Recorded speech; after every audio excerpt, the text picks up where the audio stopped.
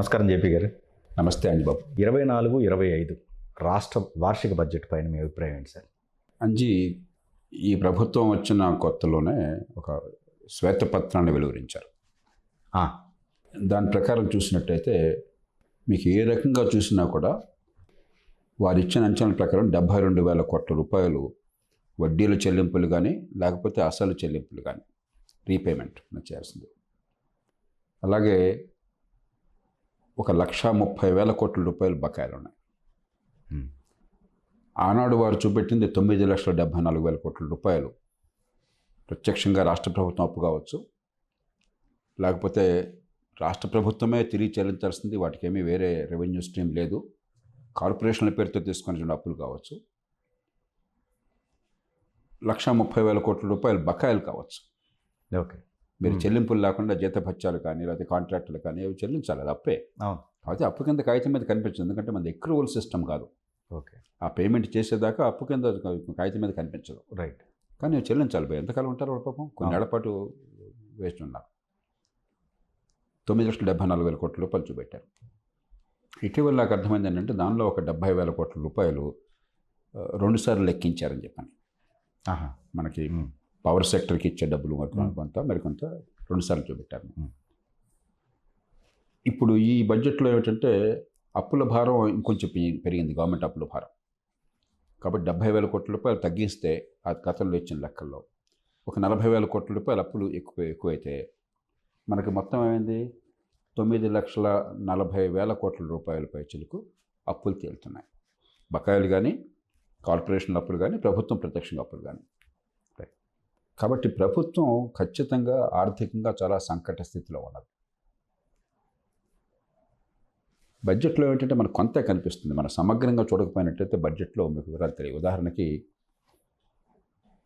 వాళ్ళు వడ్డీల ఖర్చు రాస్తున్నారు, 72,000 కోట్లు మొత్తానికి డెట్ సర్వీసింగ్ కాస్ట్ చేపట్టలేదు.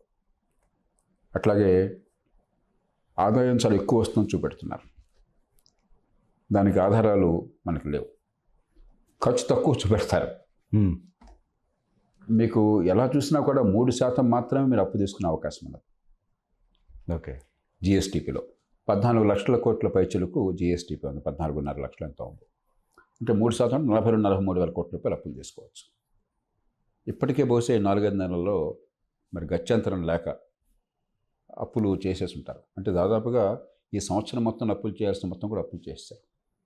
ఈ నేపథ్యంలో జాతీయ స్థాయి నుంచి మీకు రోజువారీ ఖర్చులు డబ్బులు రావడం చాలా కష్టం. పన్నుల రూపంలో పన్నుల వాటాగా రాజ్యాంగబద్ధంగా వచ్చే డబ్బు ఎట్లాగో వస్తుందో చూపెట్టారు. అట్లాగే కేంద్ర ప్రతిపాదిత పథకాల కోసం చెప్పని జాతీయ స్థాయి నుంచి రాష్ట్రం వాటా కొంత ఇవ్వాలి, జాతీయ స్థాయి డబ్బులు అన్ని రాష్ట్రాలకు వస్తాయి. అదనంగా మనం ఆశించగలిగింది ఏమిటంటే అమరావతి నిర్మాణానికి కానీ లేకపోతే పోలవరం ప్రాజెక్ట్ నిర్మాణానికి కానీ కొన్ని మౌలిక సదుపాయాలకు కానీ ఈ పెట్రో కారిడార్ లాంటి వాటికి కానీ జాతీయ స్థాయి నుంచి అయితే గ్రాంటు లేకపోతే సాఫ్ట్ లోన్స్గా వస్తాయి. రైట్. అది మాత్రం అభివృద్ధి కోసం పెట్టుకోగలరు. అది పక్కన పెట్టినా కూడా ఆ డబ్బు పోనీ రోజువారీ అభివృద్ధి కోసం కీలక పథకాల కోసం ఢిల్లీ నుంచి డబ్బులు వస్తాయి, ఉదారంగా చేస్తూ ఉన్నారు. తర్వాత విభజన చట్టం ప్రకారం వాళ్ళు మనకు చేయాల్సిన అవసరం ఉంది. అయినా కూడా మీకున్నటువంటి బకాయిలు కానీ, మీ రుణాలు చెల్లించడం కానీ, మీ సంక్షేమ పథకాలు కానీ దాని డబ్బు చాలటం లేదు. అంచేత ప్రభుత్వం ముందు చిత్తశుద్ధితో 2 పనులు చేయాలి. మొట్టమొదటిది మన ఇల్లుని మనం బాగు చేసుకోవాలి. అంటే ఆర్థిక క్రమశిక్షణ, పొదుపరితనాన్ని మనం పాటించాలి. మీరు పాటించకుండా ఢిల్లీ దగ్గరికి పోయి మాకు ఏమన్నా వాళ్ళే ఎవరు ఎందుకు ఇస్తారు? అన్ని రాష్ట్రాలు ఉంటాయి కదా దేశానికి. అభివృద్ధి కోసం నిధులు మనం ఎంత నాకు అడగొచ్చు, వీళ్ళంతవరకు వస్తాయి. రోజువారీ ఖర్చులు నిధులు అనేది ఎవరికీ సాధ్యం కాదు. మనం కూడా ధర్మంగా మాట్లాడాలి. రైట్. రాష్ట్రం కూడా, ప్రతి రాష్ట్రం ఇలాగే డబ్బులన్నీ పందారం చేసి మా డబ్బులు ఏమని చెప్పంటే అక్కడ తరగని నిధి ఏం లేదు. అక్కడ వాళ్ళ కష్టాలు వాళ్ళకు ఉన్నాయి. కాబట్టి ఒకటి ఆర్థిక క్రమశిక్షణ పాటించాలి. అంటే ముందు మనం కొంత త్యాగానికి సిద్ధం కావాలి. రాష్ట్రం అనవసర ఖర్చులు తగ్గించడము, మరి దుబారా ఖర్చులు తగ్గించడము, అధికార యంత్రాంగం కానీ, ఎన్నికైన వాళ్ళు కానీ, కార్పొరేషన్ల పేరుతో కానీ ఈ ఖర్చులు తగ్గించడం, ఆర్భాటాలు తగ్గించడము, జీతభత్యాల మీద కొంత కొరత వేసుకోవటము, వాటిని కొంత ఫ్రీజ్ చేయటము, ఈ క్రమశిక్షణ రాష్ట్రం చూపెట్టాలి. రెండు చూపెట్టి జాతీయ స్థాయికి ఒక ప్రణాళికతో వెళ్ళాలి. హెచ్చు వడ్డీల రుణాలు తక్కువ వడ్డీలకి మార్చే అవకాశం ఉందా? జాతీయ స్థాయి నుంచి రుణాలు పొందే అవకాశం ఉందా? మరి బ్యాంకులతో కూర్చొని ఏమన్నా చేయొచ్చా? రీస్ట్రక్చరింగ్, డెట్ రీస్ట్రక్చరింగ్ ఏ మేరకు సాధ్యం? అంత తేలిక కాదు కూడా.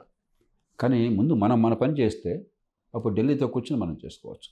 అవి చేసినట్టయితే ఒక 4-5 ఏళ్ల పాటు కనుక ఈ క్రమశిక్షణ పాటిస్తే, అదే పనిగా ఈ జీతభత్యాల ఖర్చు పెరిగిపోవటం, లేకపోతే అనుత్పాదక ఖర్చు పెరిగిపోవటం, రోజువారీ పాలనా వ్యయం పెరిగిపోవటం, సంక్షేమాలు కూడా ఇష్టం వచ్చినట్టుగా పెంచేయటం, అది సాధ్యం కానప్పుడు, పైకి లేనప్పుడు, అప్పులు చేసి తీసుకొచ్చేటప్పుడు, అప్పులకు అవకాశం లేనప్పుడు దాన్ని ఎక్కడో కూడా అదుపు చేయాలి.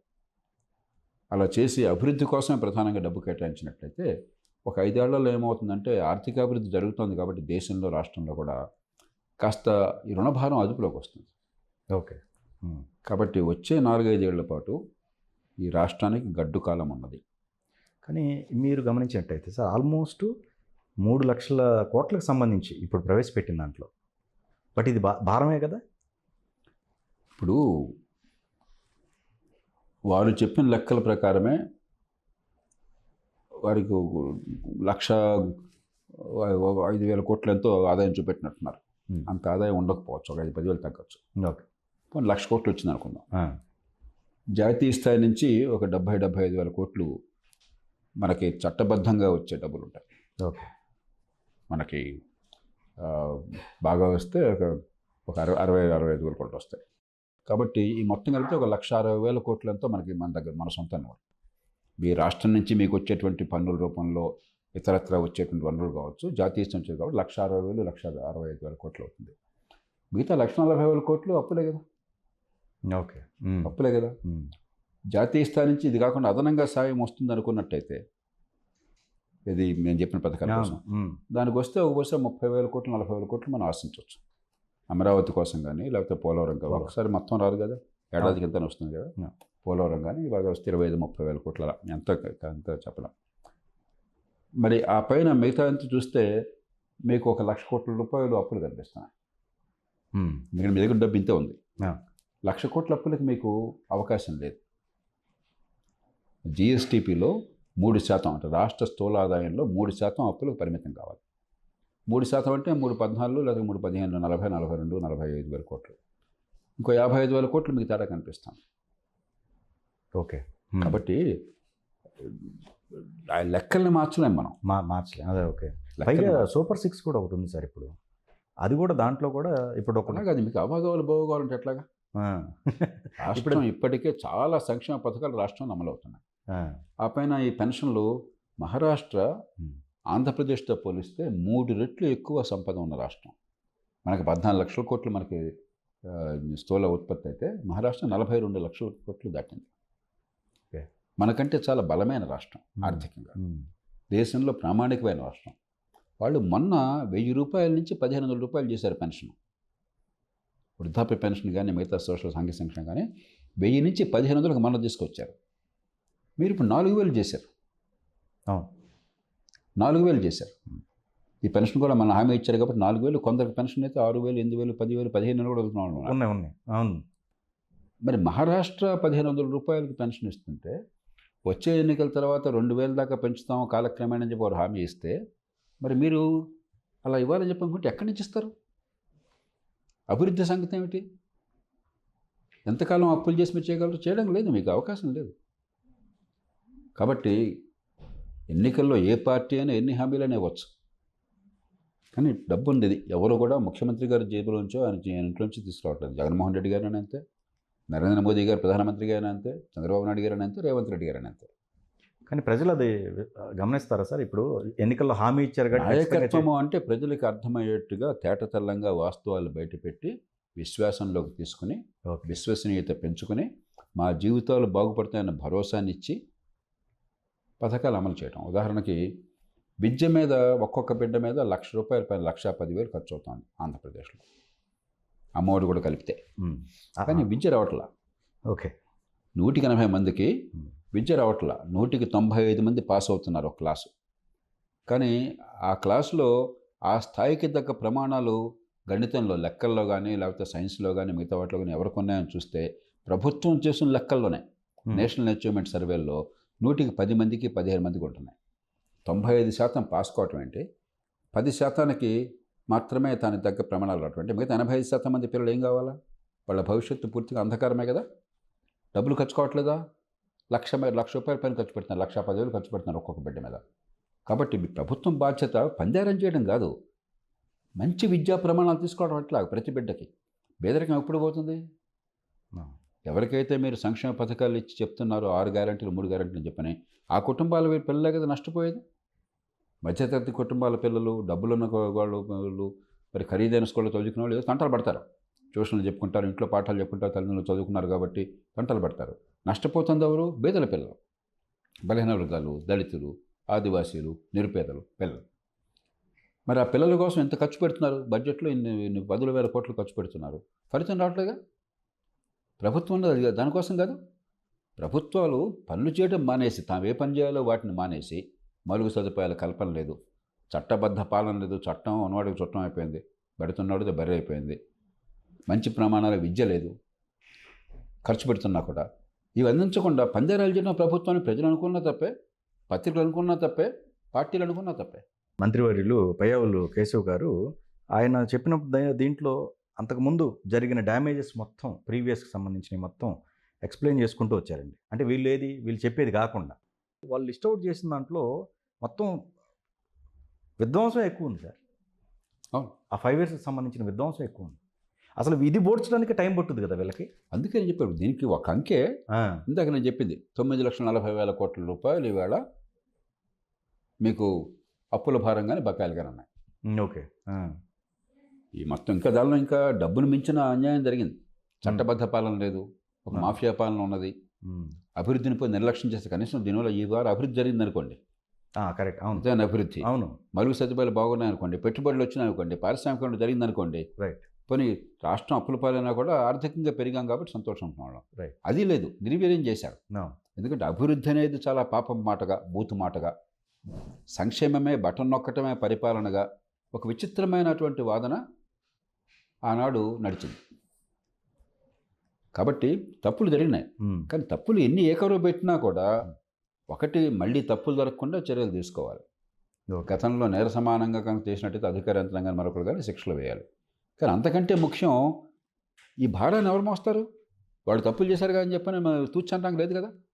ప్రభుత్వం శాశ్వతమైనది. ఈవేళ ముఖ్యమంత్రి మీరు కావచ్చు, రేపొద్దున ఇంకొకళ్ళు కావచ్చు, కానీ ప్రభుత్వం శాశ్వతమైనది. మీరు చేసిన అప్పులు ఎంత మూర్ఖంగా చేసినా, ప్రజలకు ఎంత అన్యాయం జరిగినా ఆ పాపభారాన్ని మోయాల్సింది మళ్ళీ ప్రజలే, తర్వాత ప్రభుత్వాలే. ఓకే, వేరే మార్గం లేదు. ఇక జగన్మోహన్ రెడ్డి గారు అసెంబ్లీకి వెళ్లకుండా, ఆయన వెళ్లకుండా మిగతా వాళ్ళని కూడా వెళ్ళనివ్వకుండా ఆ సెషన్ మొత్తం ఇంట్లో కూర్చొని కౌంటర్ ఇస్తూ ఉన్నారండి. ఇది కరెక్టే అంటారా? మీరు ప్రశ్నలోనే సమాధానం ఉన్నది. అంతేనంటారా? చట్టసభ ఎన్నికలు ఎందుకు? మనది ప్రాతినిధ్య ప్రజాస్వామ్యం, రిప్రజెంటేటివ్ డెమోక్రసీ. అంటే మన ప్రతినిధులు మన సమ్మతి ప్రకారం ప్రతినిధులుగా ఎన్నికయ్యి మన తరపున చట్టసభలో వాదన వినిపిస్తారు, ప్రభుత్వాన్ని నిలవరేస్తారు, చట్టాలు చేయటంలో పాత్ర వహిస్తారు, ప్రభుత్వ చర్యల్ని నిశ్చితంగా పరిశీలిస్తారు, జవాబుదారీతనాన్ని తీసుకొస్తారు. దానికి ఉన్న వేదికే అది. ఆ వేదిక అవసరం లేకపోతే ఎమ్మెల్యే పదవికి 40 కోట్లు ఎందుకు ఖర్చు పెట్టారు? ఒక్కొక్కళ్ళు అంత ఎక్కువ ఎందుకు ఖర్చు పెట్టారో తర్వాత చూద్దాం. కరెక్ట్. అది ఎందుకంటే దోచుకోవడం కోసం రాజకీయం అనుకుంటున్నారా? ఎన్నిక ఎందుకోసం? ఎన్నిక ప్రజల వాణిని వినిపించే హక్కు కోసం. ఆ హక్కుని ఎవరికి ఇస్తే వాళ్ళకి శాసనసభ్యులు హక్కును ఉపయోగించుకోవాలి, వాళ్ళ బాధ్యత అది. అది అక్కర్లేదు అంటే కేవలం అసెంబ్లీలో చేతులెత్తి మమ్మల్ని ముఖ్యమంత్రిని చేయడం కోసం మాత్రమే ఎమ్మెల్యేలు నిజంగా అది అయింది. జరగాల్సింది రాజ్యాంగ ప్రకారం వేరు. ఏ పార్టీ అధికారంలో ఉన్నా, ఏ పార్టీ ప్రతిపక్షంలో ఉన్నా కూడా జరుగుతోంది వేరు. వీళ్ళంతా వచ్చింది మా చేతులు ఎత్తడం కోసం, మమ్మల్ని నిలబెట్టడం కోసం. 5 ఏళ్ళు ఒక రాచరికం నడుస్తుంది. ఆ తర్వాత వాళ్ళు ఉంటే వస్తాం, ఉంటే ఉంటాం, లేకపోతే పోతాం, లేదా ఇంకో ఇది జరుగుతుంది. ఆ నేపథ్యం వల్ల వచ్చిన ఆలోచన. చట్టసభ ఏ ముఖ్యమంత్రి అయినా కూడా కాస్త కూస్త ప్రమాణాలను ముఖ్యమంత్రులను చూడండి, చట్టసభను గౌరవించారు, సభలో చర్చను ప్రోత్సహించారు. రాజశేఖర రెడ్డి గారు చట్టసభలో ఎప్పుడు పాల్గొనేవారు, ప్రతిపక్షంలో ఉన్నా అధికారంలో ఉన్నా కూడా. ప్రతిపక్షాలను విమర్శించవచ్చు, ఆయన ధాటిగా ఎదుర్కోవచ్చు, కానీ వాళ్ళకి అవకాశం ఇచ్చేవారు. ఆ సభలో నేను ఉన్నాను. రైట్. రెండోసారి ఆయన అధికారంలోకి వచ్చి నేను సభలో కొద్ది కాలం ఆయన దురదృష్టవశాత్తు ఆయన దుర్మరణం పాలన్నారు. ఆ ఉన్న కొద్ది కాలం కూడా నేను ఆ సభలో ఉన్నాను. నేను ఒక్కడనే సభ్యుడిని, ఒంటరి సభ్యుడిని. కానీ పూర్తిగా నాకు మాట్లాడే అవకాశం ఉండింది, మరి ఆ స్వేచ్ఛ ఉండింది, నేను ఉపయోగించుకున్నాను. ఆలకించేవారు, వినేవారు. ఓకే. ఆచరిస్తారు లేదని చెప్పన్నది ప్రభుత్వం వారి చేతుల్లో కూడా వారి ఇష్టం. కానీ అసలు నువ్వు ఏం చెప్పినా నేను పట్టించుకోను, నేను బాధ్యత అక్కడ ఉండకూడదు. అలాగే నాకు అనవసరం, నాకు అధికారం లేదు కాబట్టి నేను సభలో కూర్చోను, ఇంటికి పడుకుంటానని చెప్పలేదు. ఆ హక్కు లేదు మీకు. ఆ హక్కును మీరు కోల్పోయారు. ఎందుకంటే మీరు వచ్చారు ప్రజల ముందుకు. ప్రజలు మిమ్మల్ని బలవంతంగా ఎమ్మెల్యేగా మనం కోరలా. ఇప్పుడు అసలు డిస్క్వాలిఫికేషన్ కూడా చేయండి చూద్దామని చెప్పేసి సవాల్ కూడా విసురుతున్నారండి ఆయన. అందుకనే నాకేంటంటే రాజకీయం అన్నది కేవలం అధికారంలో కూర్చోవడం కోసం, అధికారం అన్నది కేవలం దుర్వినియోగం చేయడం కోసం, ఆడంబరంగా ఉండటం కోసం, ఒక రాచరికంగా బతకడం కోసం అన్న ధోరణి వచ్చింది. రెండు తప్పే. రాజకీయం అధికారం కోసం కాదు, అధికారం ఆడంబరం కోసం, అవినీతి కోసం కాదు.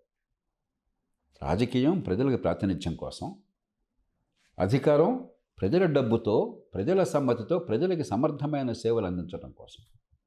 ఇవి మర్చిపోయి ఇది కేవలం ఎలక్షన్ అయిపోతుంది. ఇంత తతంగం ఆంధ్రప్రదేశ్లో బహుశా నా లెక్క ప్రకారం 175 నియోజకవర్గాల్లో ఒక 12,000 కోట్లు ఖర్చు అయి ఉంటుంది గత ఎలక్షన్లో. మన ఎలక్షన్లో. ఒక నియోజకవర్గానికి సగటున 30 కోట్లు వేసుకోవచ్చు కదా వీళ్ళు. అసలు కొన్ని అయితే 100 దాటే అంటున్నారు. నేను అంత ఎక్కువ చెప్పకుండా చెప్పారు. సగటున 30 కోట్లు ఇద్దరు అభ్యర్థులు లెక్కేస్తున్నాను. ఓకే. కొన్ని చోట్ల 3వ అభ్యర్థి కూడా పెట్టుండొచ్చు. రైట్. ఇద్దరిని లెక్కేస్తున్నాను. 60 కోట్లు లెక్కేస్తే 60 × 175 11,000-12,000 కోట్లు అయిపోయింది కదా ఈజీగా. అవును. మరి ఇన్ని వేల కోట్లు ఖర్చు పెట్టడం ఏమిటి అంటే ఎందుకు ఇదంతా? అధికారంలో కూర్చునే హక్కు కోసం తప్ప ప్రజల ప్రాతినిధ్యం కోసం కాదు. ప్రజల ప్రాతినిధ్యం కోసం అయితే అమెరికా లాంటి దేశంలో కూడా ఇలా ఖర్చు పెట్టరా? అంత సంపన్న దేశం. మన రూపాయికి కొనుగోలు శక్తి వేరు, మారకం శక్తి వేరు. 84-85 రూపాయలతో డాలర్ అవుతుంది. కానీ మనకి 10 రూపాయలకు వచ్చేది ఒక డాలర్ కూడా రాదు అక్కడ.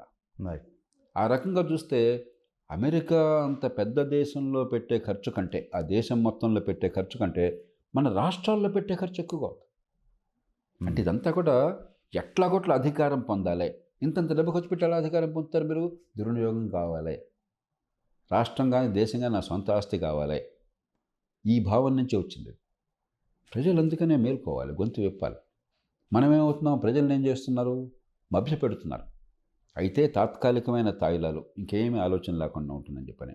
అంతకంటే ఆలోచించేట్లయితే నీ కులం ఏది, నీ మతం ఏది, నీ వర్గం ఏది, అది ఆ కార్డు. పార్టీని కూడా ఒక మతంలాగా వాడేశారు. రైట్. అదేదో ఒక భయంకరమైన విషయాలలో ప్రజలను చిక్కునట్టు చేశారు.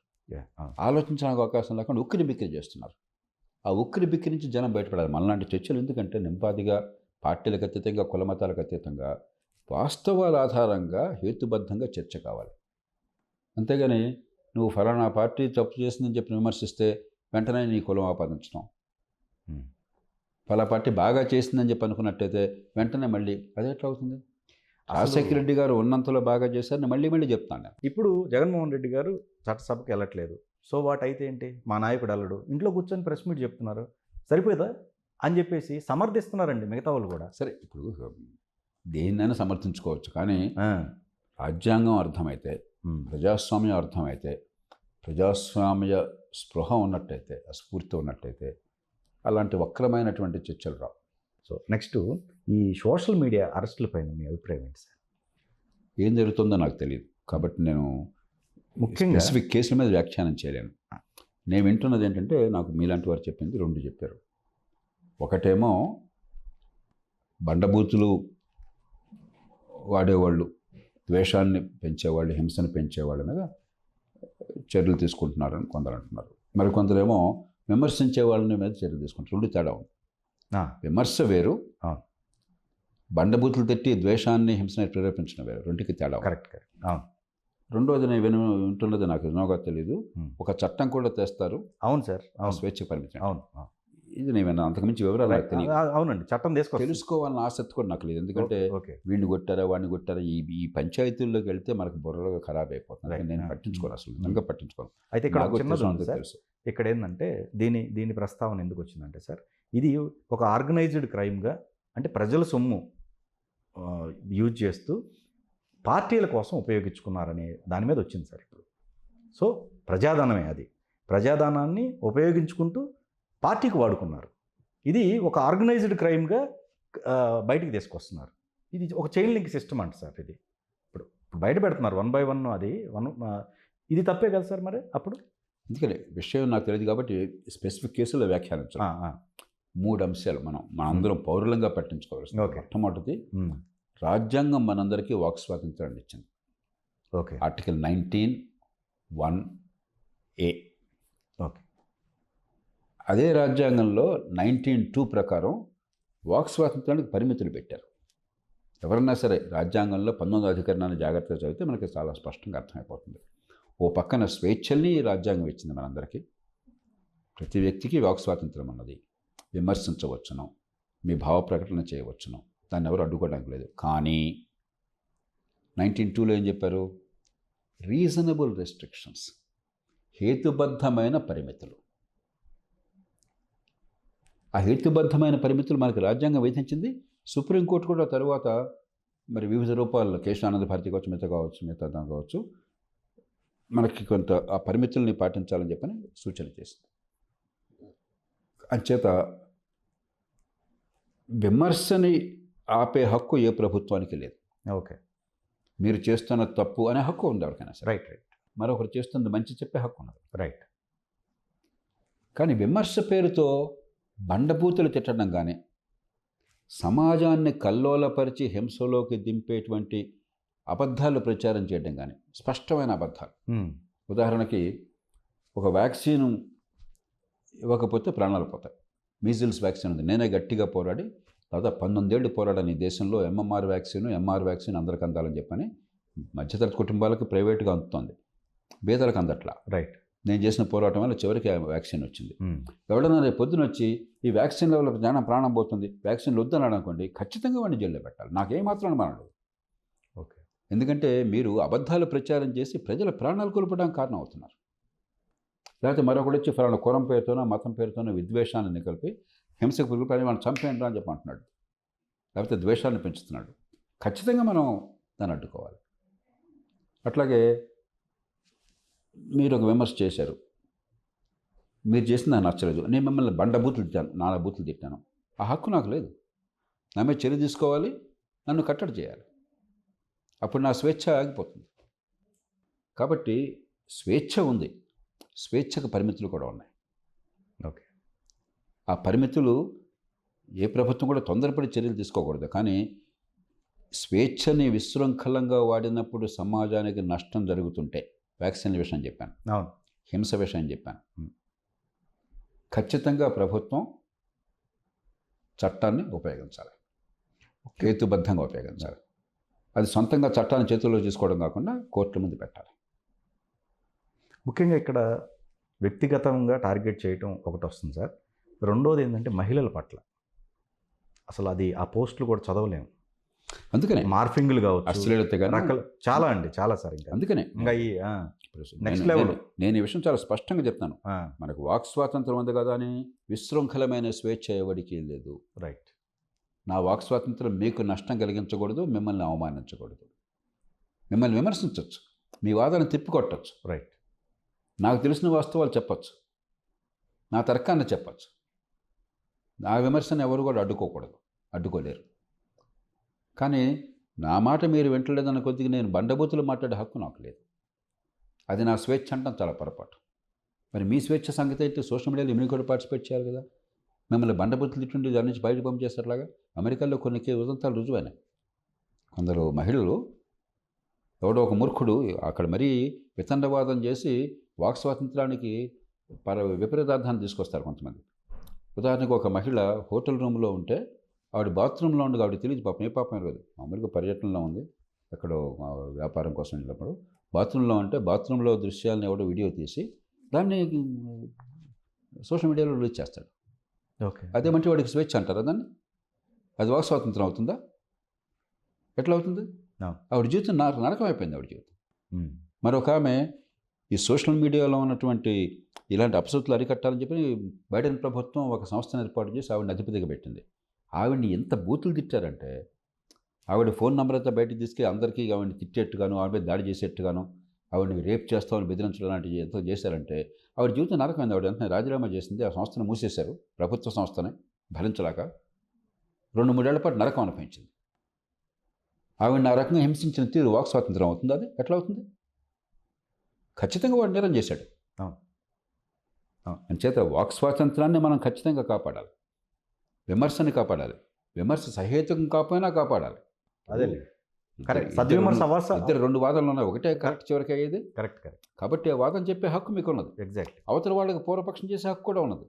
కానీ బండబూతులు మాట్లాడకుండా, హింసను ప్రేరేపించకుండా, కులం మతాలు రేకెత్తించకుండా, లేకపోతే ప్రజల్లో అపనమ్మకాన్ని పెంచి దానివల్ల ప్రమాదానికి గురి చేయకుండా వ్యాక్సిన్ లాంటి విషయాల్లో ఈ పరిమితులకు లోబడి ఖచ్చితంగా స్వేచ్ఛ ఉండొచ్చు.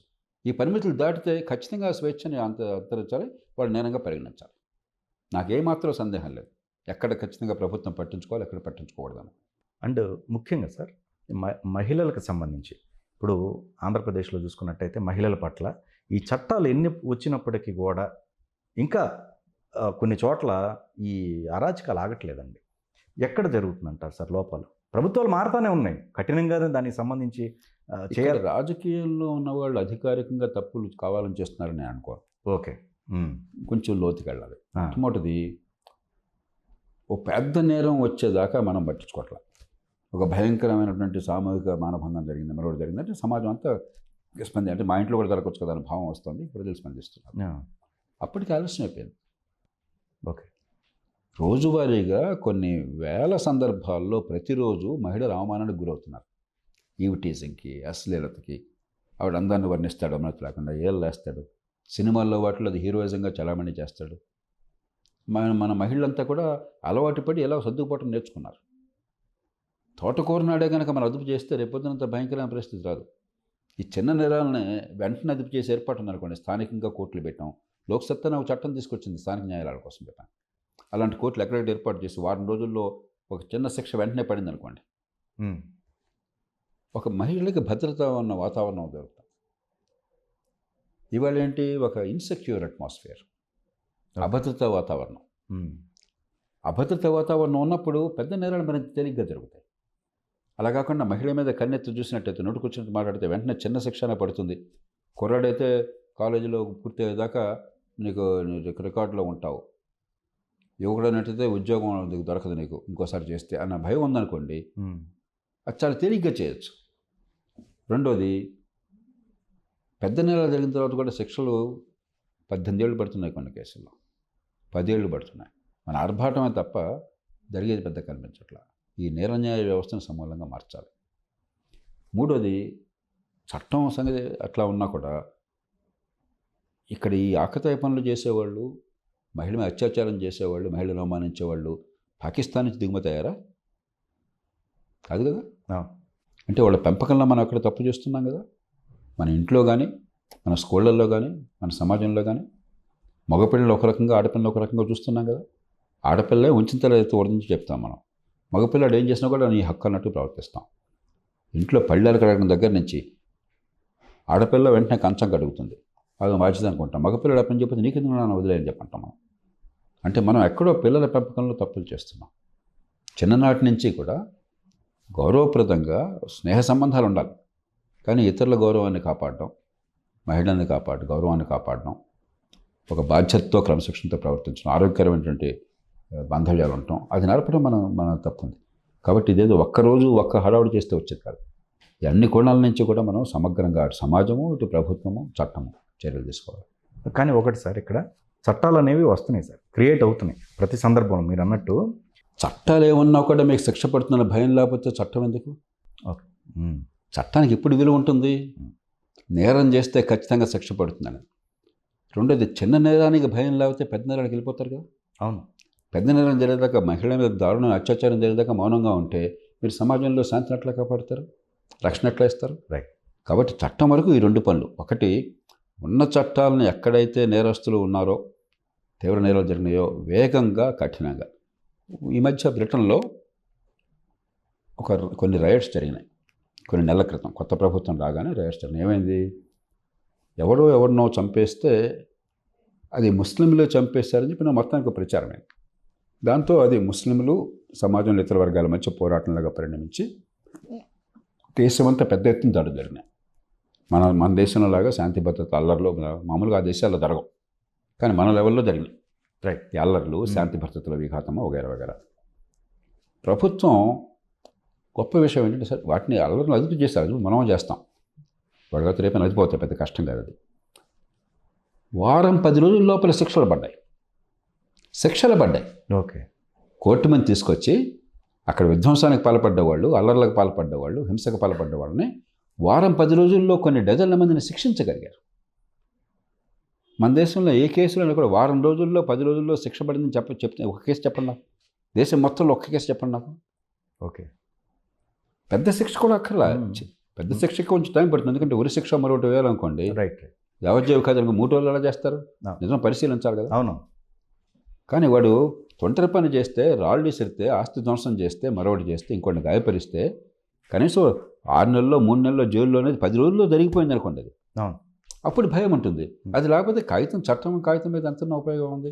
ఈ దేశంలో 100కి 10-15 మందికే శిక్షలు పడుతుంది, అసలు నేరాలు గుర్తించిన వాళ్ళకు కూడా 10-15 మందికి పడుతుంది. మిగతా కేసుల్లో ఇంకో కొన్ని కేసులు ఏంటంటే వాడిని బలవంతంగా చావగొట్టి పోలీసులు నేరం చేశానని చెప్పి ఒప్పించేసి ఆ పేరుతో శిక్షలు ఏం చేస్తున్నారు. అది తీసేస్తే 100కి 10-15 కేసులోనే పడుతుంది, అది కూడా కొన్ని ఏళ్ళు పడుతుంది, పుష్కరాలు పడుతుంది. ఇంకా భయం ఎందుకు ఉంటుంది, ఎట్లా ఉంటుంది.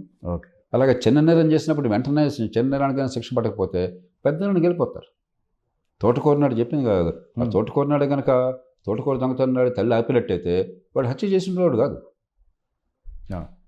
మంచి ఇదేదో ఒక చట్టం గందరగోళం జరిగిన తర్వాత హడావిడి చేయడం వల్ల ఉపయోగం లేదు. ఓకే. రాజీవ్ గాంధీ ఒక ప్రధానమంత్రిగా ఆయన హత్య చేస్తే దారుణంగా 18 ఏళ్ళు పట్టింది వాళ్ళ శిక్ష పడడానికి. ప్రధానమంత్రిని దారుణంగా టెర్రరిస్టులు చంపేస్తే 18 ఏళ్ళు పట్టింది. మనం ఆత్మావలోకనం చేసుకోవాలి.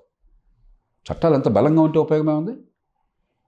ఉరిశిక్ష వేసే చట్టం ఉంది, ఉపయోగమే ఉంది.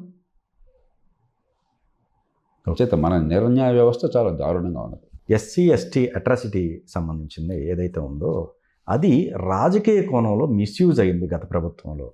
ఆల్మోస్ట్ అన్ని కేసులు కూడా చాలా వరకు కూడా ఫాల్స్ కేసెస్ అని ఈ మధ్య అందరూ బయట పెట్టడం జరుగుతుందండి. ముఖ్యంగా చూసుకుంటే వాళ్ళలో ఒక 5% అండి, మొత్తం కాదు.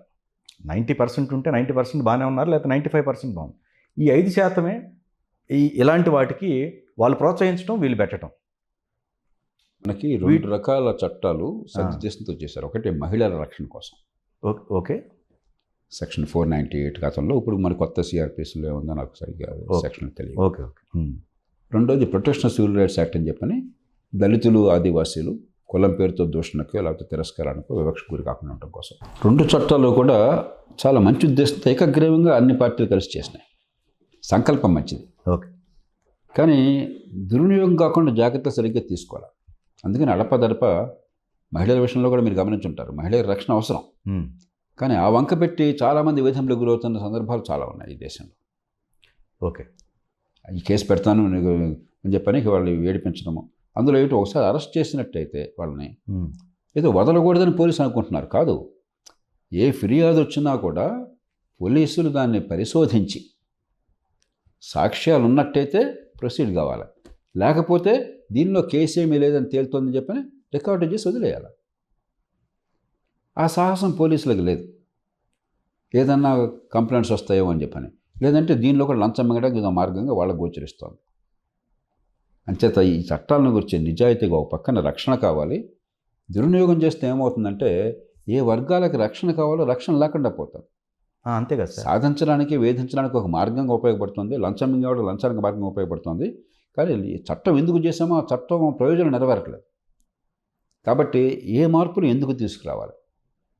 అటు నిజంగా ఈ రక్షణ అవసరమైనటువంటి వర్గాల రక్షణ కోసం ఉండాలి, దుర్వినియోగం కాకుండా ఉండాలి. రేపొద్దున ఈ ఆస్తులు నిరుపయోగం కాకూడదు.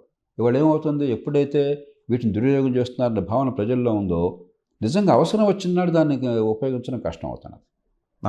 అవసరమైన వ్యక్తికి కరెక్టే సార్. చేత దీన్ని సమగ్రంగా గతానుభవాన్ని పరిశీలించుకుని ఎలాంటి ఏర్పాట్లు కావాలి, కట్టుదిట్టాలు చేయాలి, దుర్వినియోగం కాకుండా. ఓకే. కానీ చట్టాలు మంచి ఉద్దేశంతో పెట్టినవి, రాజకీయంగా ఏకాభిప్రాయం ఉంది దేశంలో. కాబట్టి చట్టాలు అవసరం. అయితే ఆ చట్టాలు దుర్వినియోగం కాకుండా చేయాలంటే కట్టుదిట్టాలు ఏం కావాలి, అలాగే పోలీస్ యంత్రాంగానికి మళ్ళీ చెప్తున్నా, సర్వాధికారాలు బాధ్యతలు ఉన్నాయి. నేను మీ మీద కంప్లైంట్ చేశాను అనుకోండి, ఏ రకమైన ఆధారం లేకుండా కంప్లైంట్ చేశాను, కంప్లైంట్ రిజిస్టర్ చేసుకోవాలి, వాడు ఎఫ్ఐఆర్ రిజిస్టర్ చేసుకోవాలి, వాడికి వేరే హక్కు లేదు. ఓకే. చేసుకున్నాక ఈయన చెప్పిన దానికి ఆధారం ఏమన్నా ఉందా, అబద్ధం ఆడుతున్నాడా, ఏం ఆధారాలు లేవు అని మూసేయాలా, అది మీ బాధ్యత. అంతేగాని ఆయన కంప్లైంట్ చేశాడండి మమ్మల్ని అరెస్ట్ చేస్తానంటే ఎట్లాగా? ఎవరెవరి మీదనే కంప్లైంట్ చేయొచ్చు. మీకు గుర్తుందో లేదో, పాపం ఆ ప్రియాంక గాంధీ పెళ్లి చేసుకుంటున్నప్పుడు 20-30 ఏళ్ల క్రితం, ఏ సంవత్సరం నాకు గుర్తులేదు, అప్పుడు ఉమ్మడి ఆంధ్రప్రదేశ్ నుంచే ఒక గాడిద కోర్టుకు వెళ్ళి నన్ను పెళ్లి చేసుకుంటానని చెప్పిన హామీ ఇచ్చింది, హామీ తప్పుతుందని కోర్టుకు వెళ్ళాడు. ఆ మూర్ఖప్పు కోర్టు ఆవిడకి నోటీస్ ఇచ్చింది. ఈ విడ్డూరం ప్రపంచంలో ఎక్కడ ఉంటుందా? తర్వాత కేసు పోయింది, అది వేరే విషయం. అది అవును, ఎవరో అందరికీ తెలిసిన ఒక మహిళ కాబట్టి, ప్రచారం ఉంది కాబట్టి, ఆ కుటుంబం నుంచే వచ్చింది కాబట్టి సహజంగా సమాజంలో బోళ్ళంత ఆసక్తి ఉంటుంది, పబ్లిసిటీ ఉంటుంది. దాన్ని ఆసరాగా చేసుకుని ఎవడో మూర్ఖుడు కోర్టుకు వెళ్ళటం ఏంటి, మూర్ఖపు కోర్టు నోటీస్ ఇవ్వటం ఏంటి? ఎంత విచిత్రంగా ఉంది, దారుణం. ఈ దేశంలో ఇవన్నీ జరిగింది. ఇది తెలుగునాటే జరిగింది. అదే. అందుకని నేర న్యాయ వ్యవస్థ మన దేశంలో, లేకపోతే న్యాయ వ్యవస్థ గందరగోళంగా ఉంది. చట్టబద్ధ పాలన లేదు. సమూలంగా చిత్తశుద్ధితో ప్రక్షాళన చేయాలి. Okay. Thank you sir. Thank you.